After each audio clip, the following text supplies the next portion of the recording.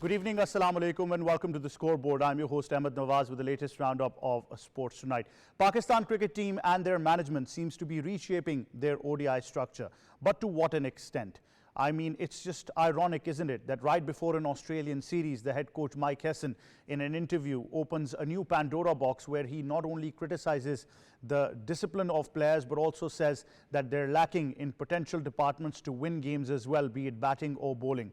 Mike Hesson also justified the selection, saying that certain players are being added to the team to look for a diverse squad that can help us in our World Cup prospects for ODI cricket as well.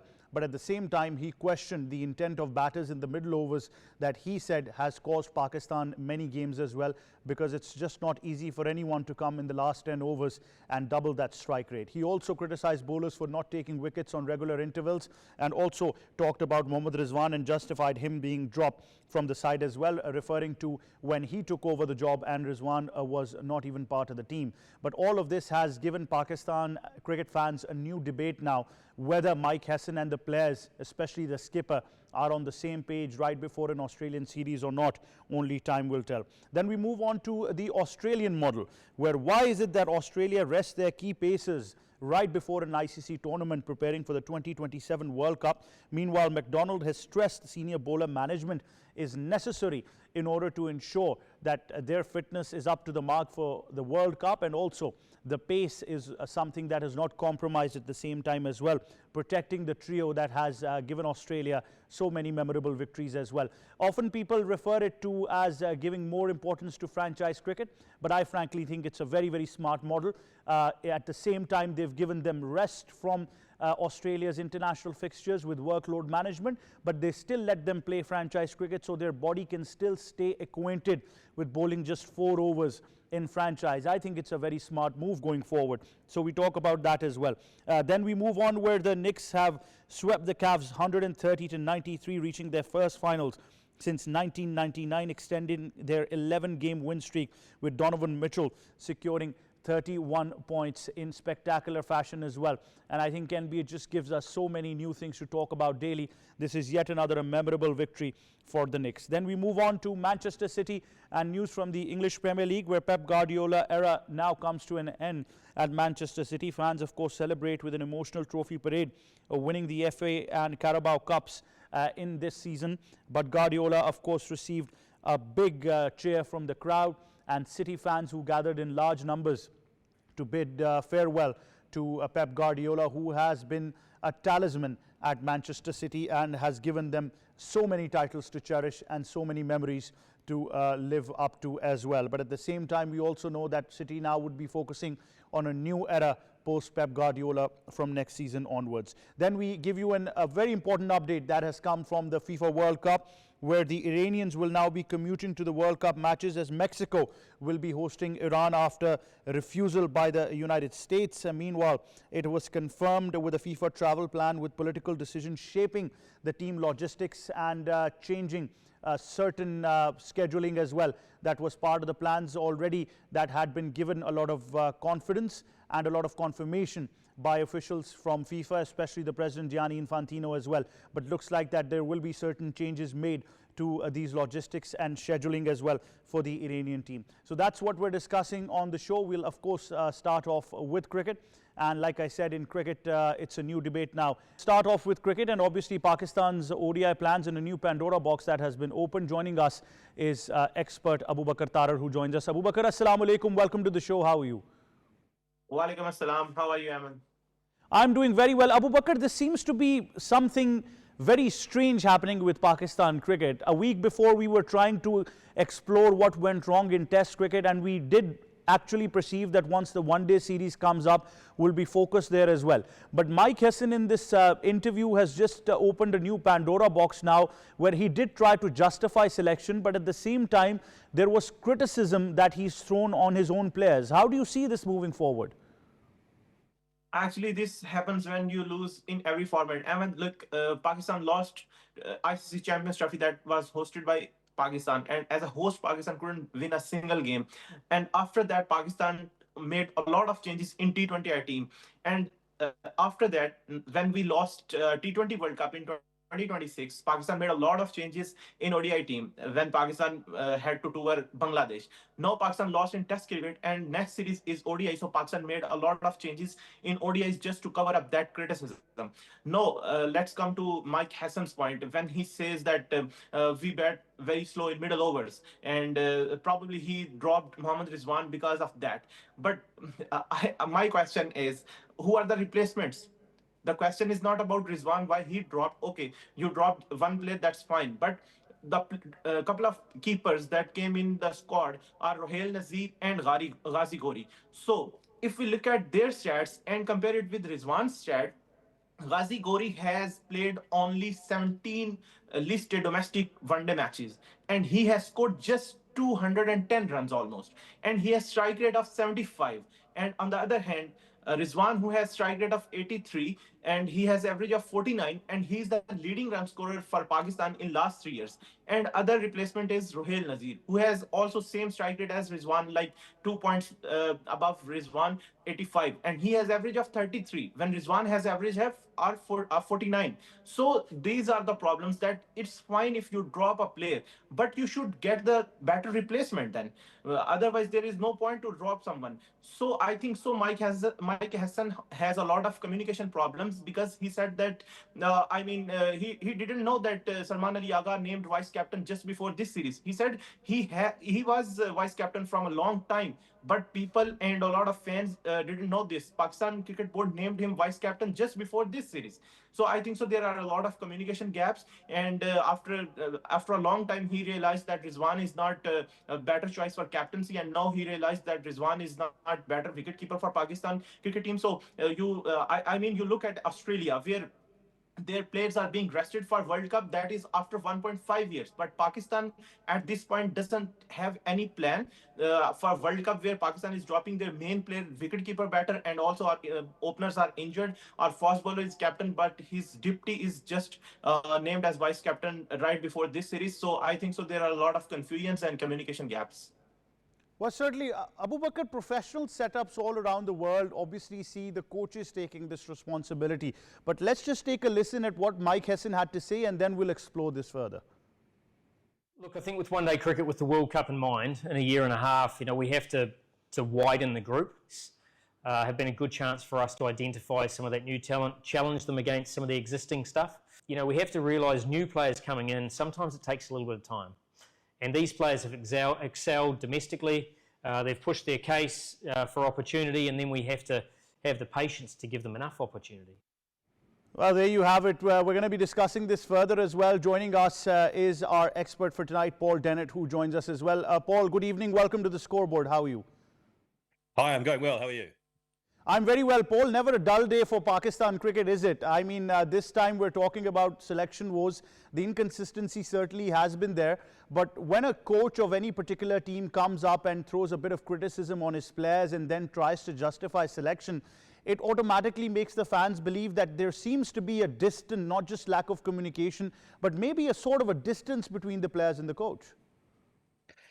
Yeah, I suppose I pull back and look at it more from a purely cricketing point of view and say, do they think that Rizwan is in their best 11 or their best 15 in October next year for the World Cup in South African conditions? And I suppose that Hesson's point is he's certainly a fine batter, but his strike rate in recent times, especially in white ball cricket, is a little bit on the low side. He performed well in the most recent Test series, but I think Hesson's other point is let's see what we've got. Let's explore and expand, and I think that's what I think Australia has done well for many years now, that we have deprioritized white ball series in terms of trying to win them. Not that we don't try to win them, of course, we go out there to win every series, but Australia has a pretty poor record in a lot of bilateral series, but yet has done well at World Cups, and that's all that matters in 50-over cricket. I've been the Champions Trophy maybe to an extent. So I think that Hesson's making a fairly sensible decision, and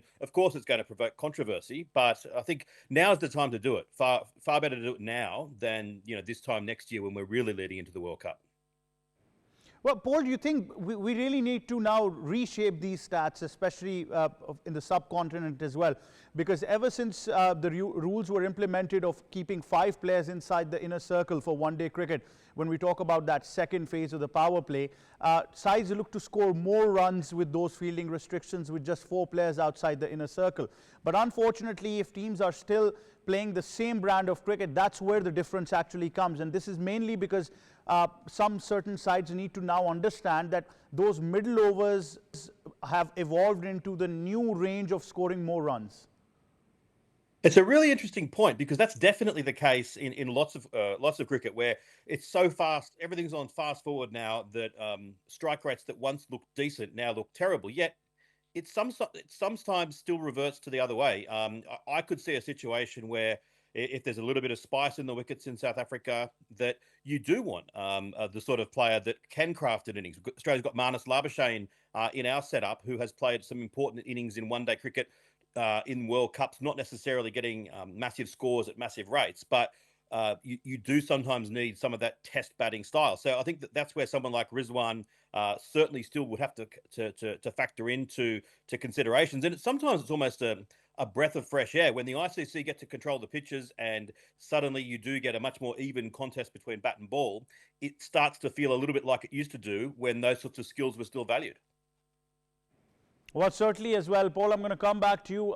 Abu Bakar, I think this is something that Pakistani batters should get acquainted to now. One part of that Mike's discussion is absolutely justified because the middle overs importance has categorically changed because of those power play restrictions now, where sides need to score maximum amount of runs from over number 11 going all the way to over number 40. I agree, Ahmed. Look, Pakistan is slow in middle overs. There is no doubt about that. But my question to Mike Hesson is that you are dropping Mohammad Rizwan, but who is the replacement? Who doesn't have even a strike rate as Rizwan and also doesn't good average as Rizwan. So there is no point to drop Rizwan when you don't have a better replacement. If you bring Mohammad Haris and you say that we can use it down the order, it's fine. If you can use Hasibullah up the order as backup opener or in the top 3, so it's fine. But when a batter who is replacing Mohammad Rizwan in middle order and he does not have good strike rate as Rizwan and also does not have good average as Rizwan, then there is no point to change. Also, one other player who came to that team, that is Shadab Khan. And look at Shadab Khan's stat. He last time played an ODI international, one-day international for Pakistan. That was 2023 World Cup. And also, he played last listed domestic one-day match. That was 2024 October. So there has been, it has been a long time since Shadab Khan played 50 overs cricket. But on what basis he came to the team? He bowls in middle overs and he got only 2 wickets when last time he played for Pakistan a World Cup. 2 wickets in World Cup games that were almost 6 to 8 games. And other than that, last time he took 2 or more wickets. That was Nepal game in 2023 against in Asia Cup. So I think so. On the same merit, some players has been selected, some players have not been selected. So there are pick and choices and favorites. Might be favorite players that Mike Hesson want them in the team, maybe. But I don't understand the merit on what merit Rizwan has been dropped and Shadab came into the team. Well, certainly, Abu Bakar, there are some selections that a lot of cricket experts are saying are based just on the, categories of them being senior players, which completely doesn't make sense. One of them has been Shadab Khan, and I think there's already a lot of frustration amongst cricket fans that why is he tried and tested again and again when numbers truly don't support it, and just on the basis of PSL for one-day cricket doesn't really make sense. Yes, absolutely right. Look, in the PSL, it's T20 cricket, but now we are going into the World Cup, one-day World Cup. So I think so. Shadab Khan is a really good player, as Mike Hesson said. If Shadab is not in top Pakistan 15 players, then I should do something else and go back to home. It's fine. Shadab is in top 15 players when we talk about T20 cricket. But right now in one-day cricket, Shadab is absolutely in not top 15 cricketers because the role Shadab plays in the 11, that is all-rounding role. But at the same time, we need a spinner, specialist spinner in the team because we struggle a lot. Look, 3 months ago, we played T20 World Cup in Sri Lanka, where we had Usman Tariq and Abrar Ahmed as spinner, also Mohammad Nawaz. But we played Shadab Khan over Abrar Ahmed, and Abrar Ahmed was one of the best spinners in the world that time. And we played Shadab Khan just because he can put something in, he can contribute in batting, but we couldn't get his batting contribution and also in the bowling contributions. But we compromised our bowling. So in South Africa, when we will have 3 pacers or 1 fast all-rounder, then we'll need a specialist spinner who can bowl well in the middle overs. We are talking about the middle overs where Shadab couldn't take any wickets in multiple games. He took wickets against weaker oppositions and just 2 wickets in that One Day World Cup in 2023. So with Shadab in the 11, we wouldn't be able to pick a specialist spinner like Sufyan Mukim or Abrar Ahmed. So I think so Shadab is a big burden in this One Day team, to be very honest. When he will be in the squad, he will be in the 11, and we'll compromise on spin department. Well, certainly, Abu Bakar Tarar, thank you very much for joining us and for your analysis on Pakistan team selection for the upcoming ODI series against Australia. I think it's really strange that, you know, we're not able to justify these selections based on their current performances, and we still look towards the shorter format to justify them, or even go long back trying to justify their performances in one or particular tournament. So I think that is also a case that really needs to be explored further as well. But at the same time, consistency is something that has been missing. Now, Paul, coming to Australia right now, I think there's a lot of talk of them not including certain senior members of the squad, especially when it comes to the fast bowling department. But it's my personal opinion, I think it's a very smart plan, giving them a rest at the same time and still letting them play 4 overs cricket so their body still gets acquainted to cricket and not gets that, you know, sort of a condition of being rusty every now and then. And leading up to the World Cup, it might just preserve their pace. Oh, 100%. And I think it's the sort of thing that maybe looks controversial from outside Australia, but I think that the opposite is true. If any of those 3 had been included in this series, that would have been a surprise to me. You know, I think that Australia has a jam-packed schedule this next 20 months or so, a large number of test matches. It culminates in the World Cup, and, you know, there's the Ashes on, there's the series in India, there's a test series at home against New Zealand, there's a test series away to South Africa, there's plenty more as well. And the incredible kind of ability to stay on the park of these 3 bowlers as they're getting towards the back end of their 30s, not so much Cummins, but the other 2, is going to be challenged. And already Hazelwood has been injured more often in recent years. So as I said earlier, Australia has just said with regards to white ball international bilateral series, the results just don't matter. And as a result, as I said last time I was on the show, I really think Australia is going to struggle in this series because of our replacement. Our replacement bowling is so much inferior to those 3. And that's not to be too critical of the replacement bowling, because those 3 are champions. But you look at someone like Billy Stanlake being in the Australian side, which has come as a big surprise to me. Riley Meredith as well, a good bowler, but not at the level that they are. Nathan Ellis is, I think, an exception. I think he's very good. Liam Scott, a young, promising all-rounder who might be called upon to do quite a bit. He's improving all the time.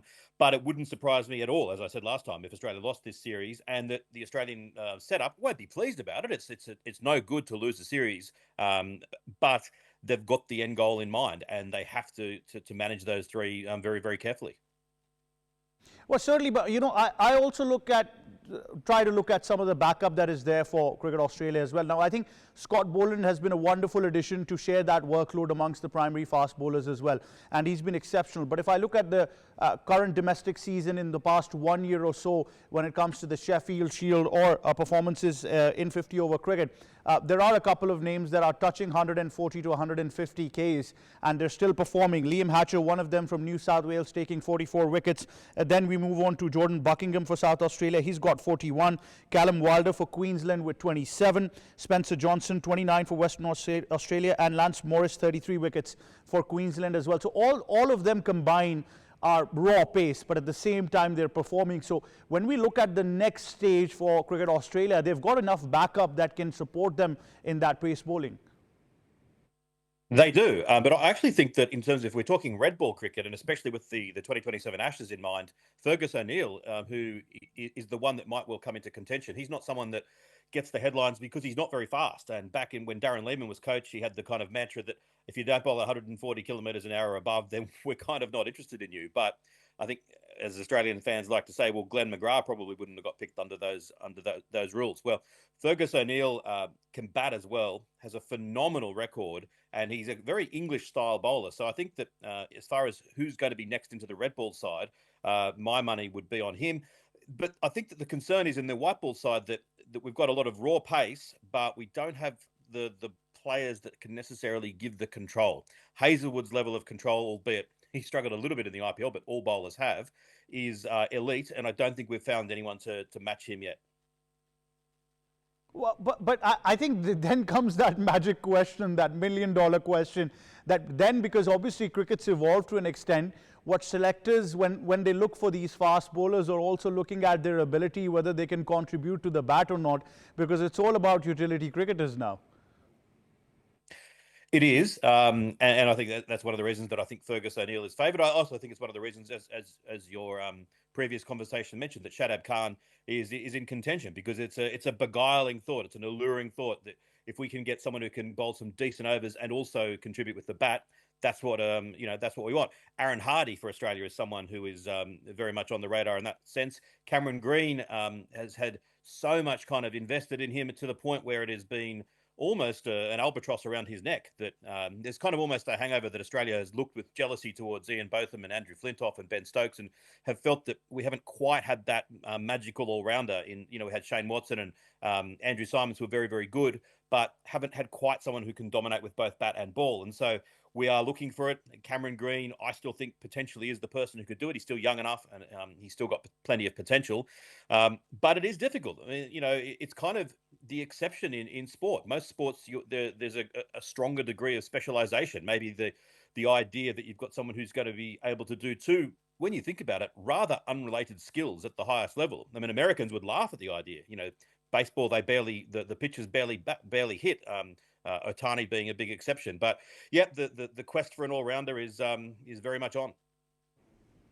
Well, certainly, I was a huge fan of Mitch Marsh. I think he was that one contender who would replace that role of Shane Watson, do it with the ball and bat. But over the past couple of years, we've seen that the primary focus for him has only been through batting. I think the injuries just mounted up, too much, that it was quite heartbreaking to watch. He'd get injured bowling. He would mount a spirited comeback, do all the rehab, come back on, and then he'd come and run in and bowl, and suddenly, oh no, he's injured again. I just think he realised that there was a future in it, and that his body wasn't going to cope with the rigours of it. He was a handy bowler at his best, quite fast as well. I mean, he was someone that was he could get up to 140 at his best, but I think, probably since he has just given it up and focused on the batting, then his batting has gone to probably new levels, and he's now a fixture at the top of the order for Australia in white ball cricket. And people still haven't ruled him out coming back into the red ball side. I personally wouldn't like to see that, but he's a very likable character, and I'm enjoying seeing him having this success in white ball cricket. Certainly, one thing that I want you to particularly comment on, because obviously you're seeing that structure inside out when it comes to all of these youngsters coming from Australia or some of the uncapped players, is that they always look to be game ready. And I think that's a huge advantage to Cricket Australia, that whether they're playing and replacing any position in terms of as a batter or as a bowler or as an all-rounder, these new guys tend to be game ready, and at the same time they also do realize that they will be considered as probably the second strength if needs be leading up to the World Cup. Yeah, I think that Australian cricket in the 1980s underwent a very significant change in terms of professionalised attitude.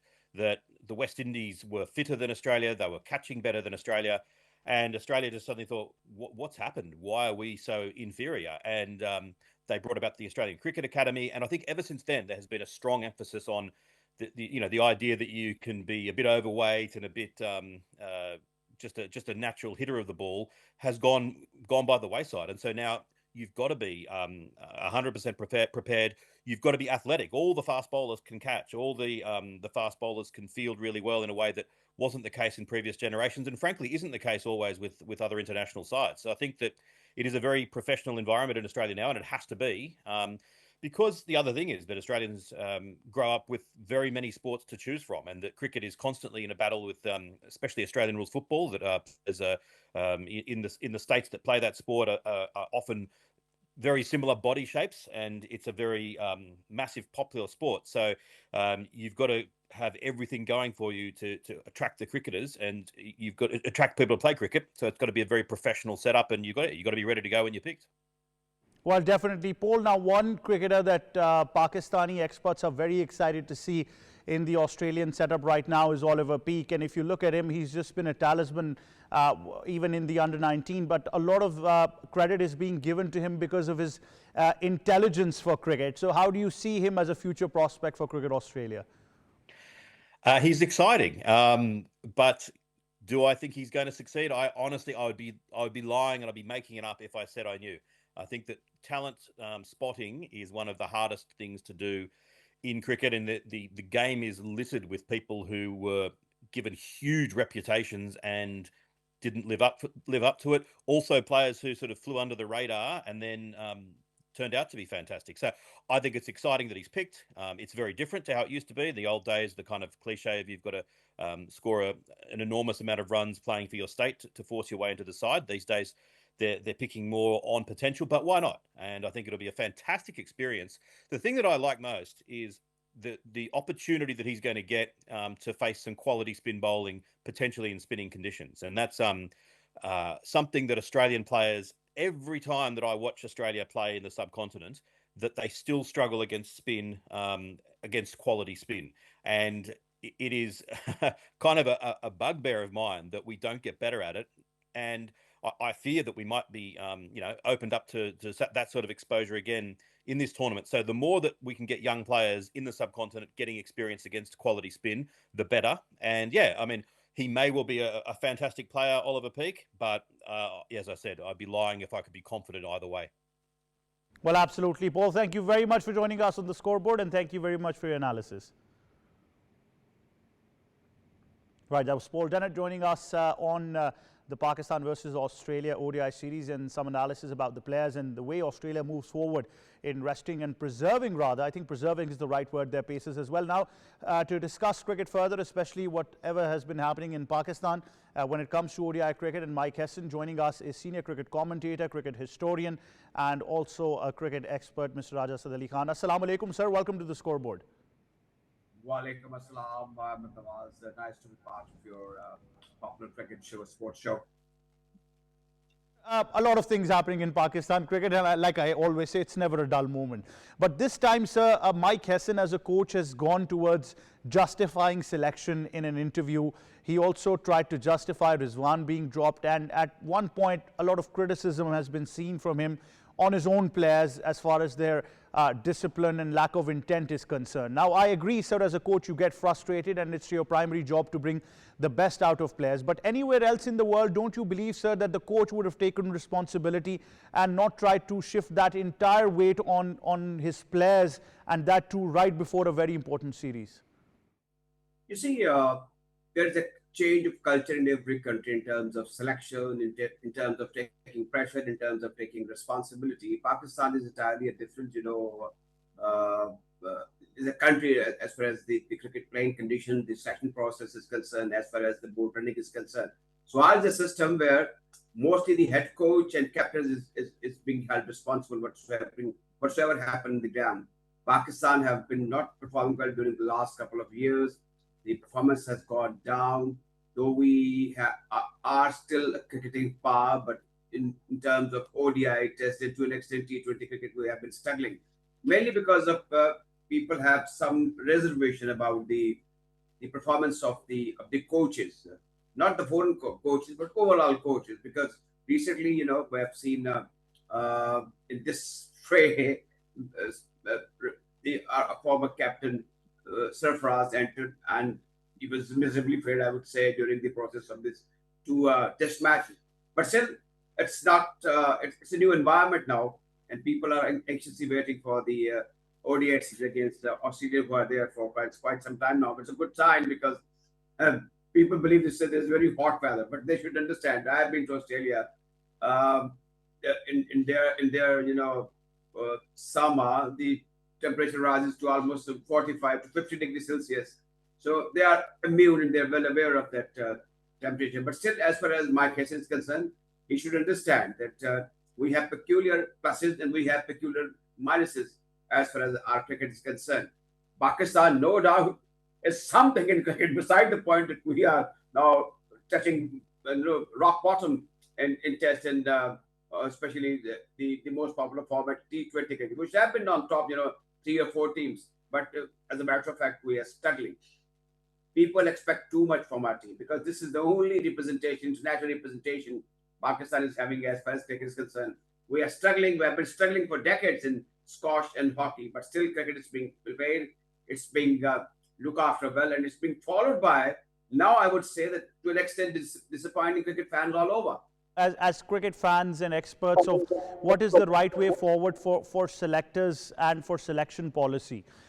You've seen tenures of some great chief selectors and some of them very longest serving chief selectors for Pakistan as well, sir. What's the correct way forward for Pakistan? What is the successful model that stats tell us? Do we go with one chief selector with complete authority, or a complete selection committee with the chairman of a selection committee? What do you think can work, sir, according to our culture of cricket that exists in Pakistan? As I expected, your old head on young shoulder, Ahmed. You are putting a right question. I request during my last meeting to my friend Akib Javed that please do come over the microphone at least once in 2 months. Not so often, because coming so often means you'll breed contempt. So please lead the sectional committee. That includes Mesbah experience, Asad Shafiq, and of course now Safraz entering into the panel. So this is a lack of interest, in them. If you are not, coming to the public occasionally. I remember some of the, and I've heard some of the selectors who were in those days were very, cordial with the press, the print media. Of course, those were the days when only PTV and Radio Pakistan were the most popular medium. But they often come to the media and explain who is who and why he is selected on bid basis. I remember Wasim Babari used to come to the media when he used to announce the team. So was about Haseeb Hassan. So there were many others. Iqbal Qasim used to come so often in the recent past. So the chairman of selectors should come to media and take the nation into confidence, because cricket is not just game.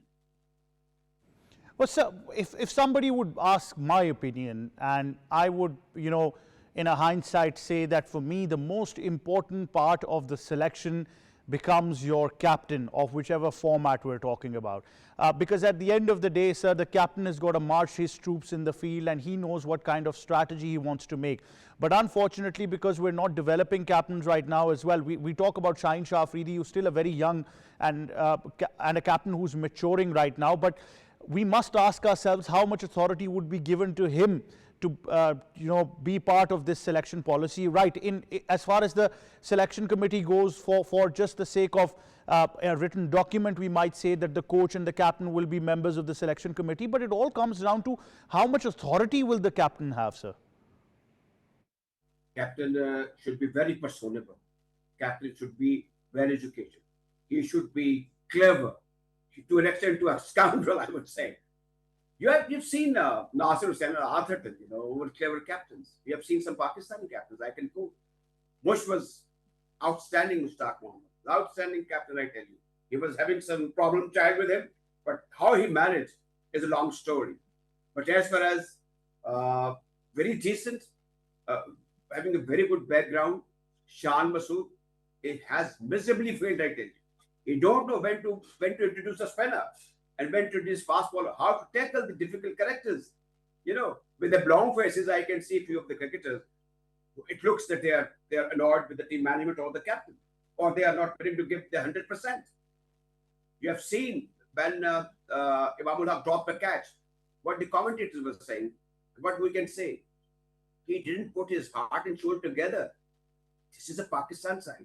And Pakistan captain have been over the years performed exceptionally well. We have some very good captains.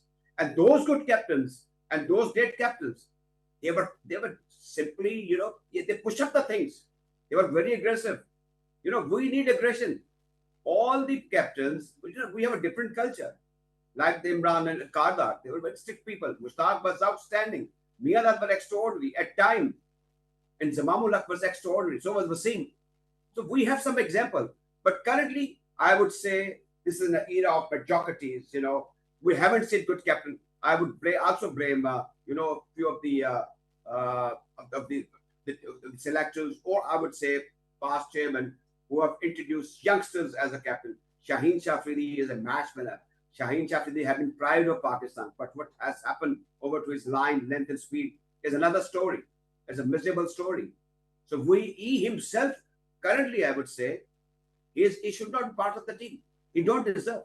But still, he is given a chance. I don't know for what. He should be given some rest. He should be, recommended for a high performance center. We are lacking high talent. performance center also, sir, has then I think that model also needs to be studied. That how much have we improved that high performance center in line with modern facilities around the world.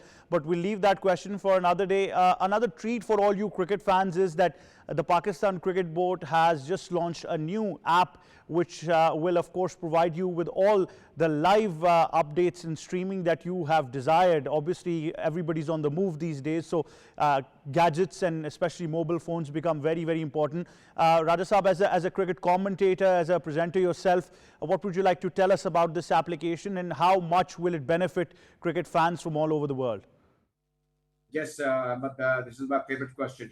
I've been so happy to see, because I've been traveling, all over in Punjab due to my business, and I often want to be in touch with the television broadcasts. PTV don't often come here, but now this would be an alternate solution for all millions of people all over, where our cricket, the women folk, the age group, and of course the international cricket, including the Australian, the coming Australian, they will be shown live.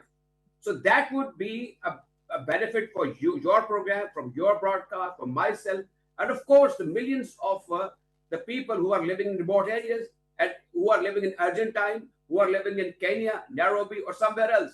So this would further, strengthen, popularize our national cricket, our domestic cricket competition, and of course the corporate image of cricket. That is very important for you and me.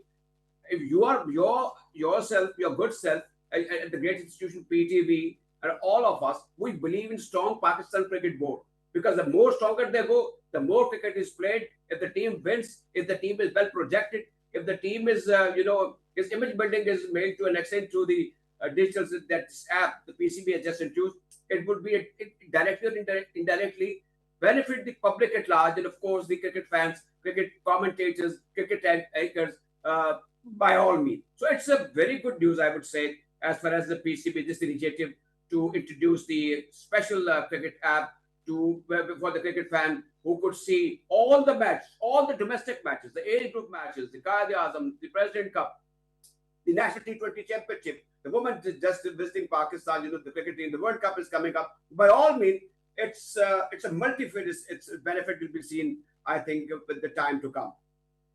Well, certainly. Thank you very much, Mr. Asad Ali Khan, for joining us on the Scoreboard, sir.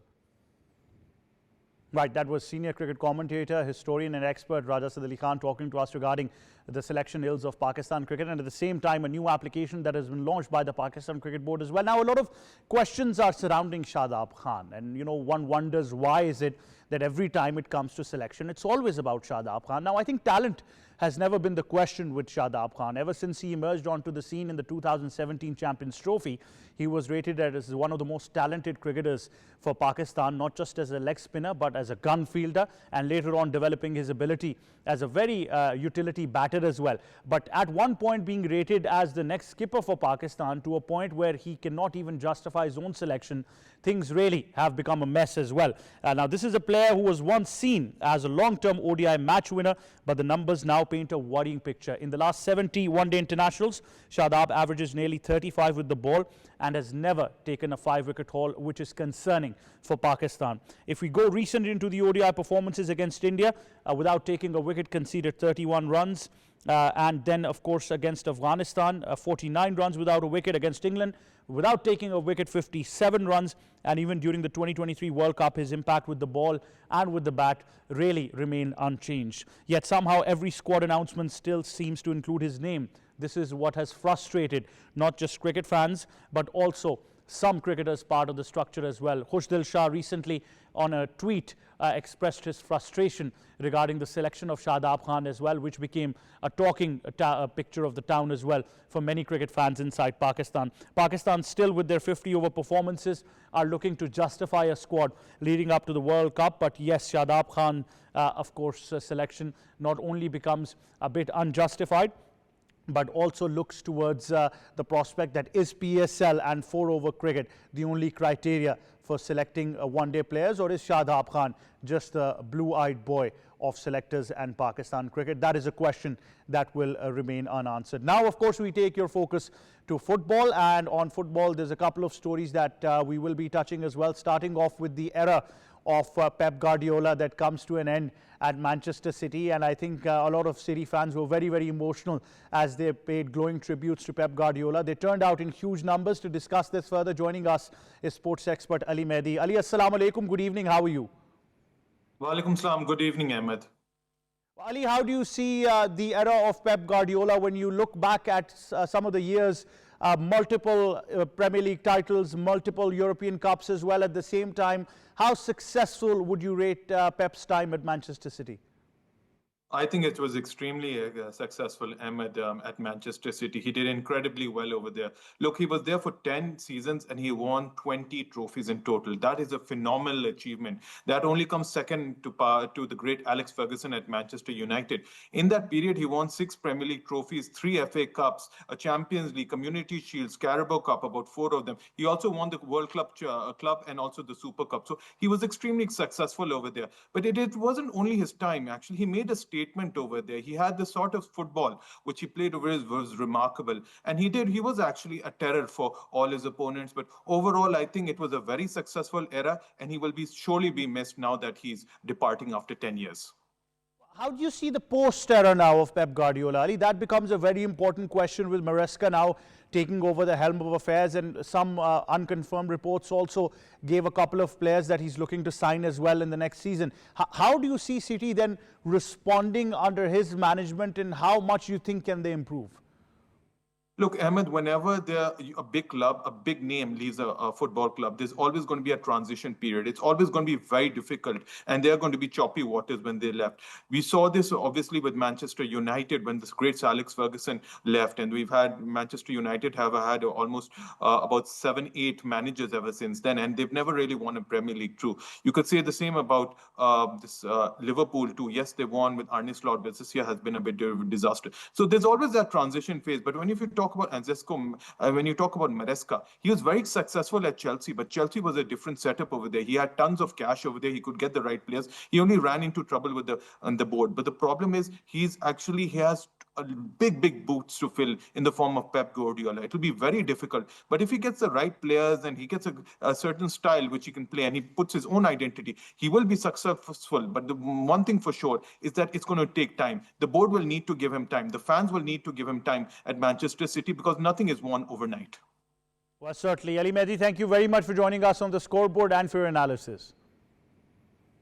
Right, that was sports expert Ali Mehdi. And now, of course, I think Pep's era has not only been successful for Manchester City, but I think gave a new dimension to English football as well. Surely changed the pace of the game as far as the tactical approach was concerned. How Maresca is able to continue that legacy forward is going to be a question that only the next season can answer. That being said, now, of course, we shift your focus to international football, where, of course, it's once again in limbo. The World Cup, seeing the Iranians participate, was one part of the picture, but them being denied entry into the United States is something that was always a question that remained unanswered. But now, with the reports telling us that the scheduling might move towards Mexico, is something that once again has this group hanging in the balance as well. To discuss this further, joining us is football expert Shayan Obaid. Shayan, assalamu alaikum. Good evening. How are you?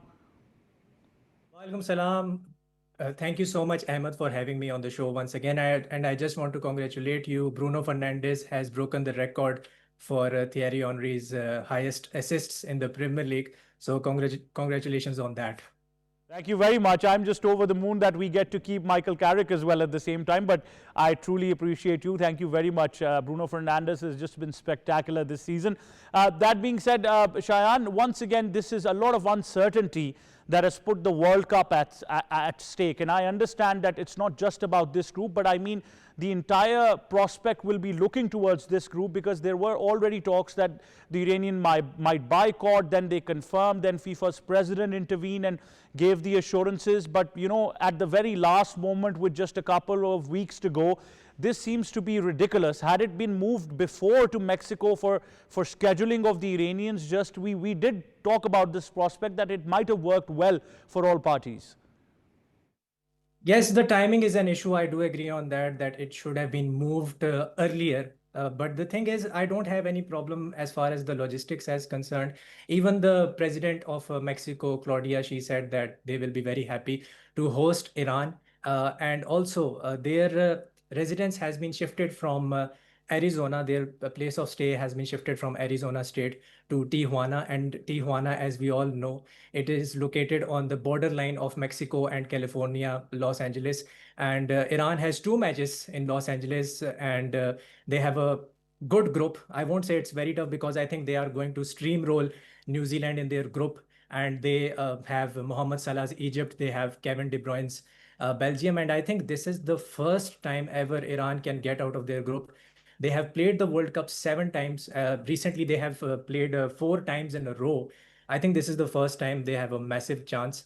And the flight between Tijuana, where the Iranian team will stay, and Los Angeles is only 55 minutes. So I think that won't be a problem. The logistics plan given by President Claudia, that is very good. So I think it is a win-win situation for the Iranian Football Federation and Iran football team as well. And the Iran football team, Football Federation head, Mehdi Taj, he also said that this goes in their favor.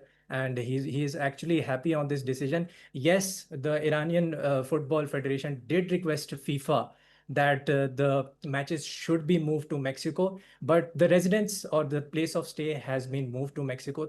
So I think that is a win-win situation for both parties. Yeah. Well, certainly, but I think a lot is relying on this World Cup, Shayan. I think FIFA is really playing this very close to the chest, because this is the kind of diversity that they want to take forward as a world governing body for football. But at the same time, if you look at it from a business perspective as well, this is probably going to be the biggest World Cup when we talk about past years. It is going to be the biggest World Cup, and I'm very excited to see the likes of Cape Verde. They are also in the Spanish group. I'm excited to see teams like Curacao as well. And as I said, this will be for the first time that a team that will finish 3rd in the group, they will also be able to qualify into the round of 32. And that is because the World Cup has been expanded. They are also saying that the World Cup will be expanded further in 2034 during the Saudi Arabia World Cup to 64 teams. So let's see what happens there. But I am very, very excited. And I desperately want Iran to do well. I want Iraq to do well. I want them to get out of their groups. I want even Japan to do well, because they also have a curse on them. They have that curse of not getting past the round of 16. So yeah, it's going to be very, very exciting. And I just hope that the logistics of this World Cup in the United States, it's not as bad as the Copa America final of 2024, because we remember what happened in that final. So people were literally going into the stadium through the AC vents, and nobody wants that. So I think those footages are not good on the eye on the international stage. So I hope things get better this time. We do as well. Thank you very much, Shayan Obaid, for joining us on the Scoreboard. That, of course, wraps up our segment for football and wraps up the program as well from us here at Pakistan TV and the entire team of the Scoreboard. Until our next edition, it's goodbye for now.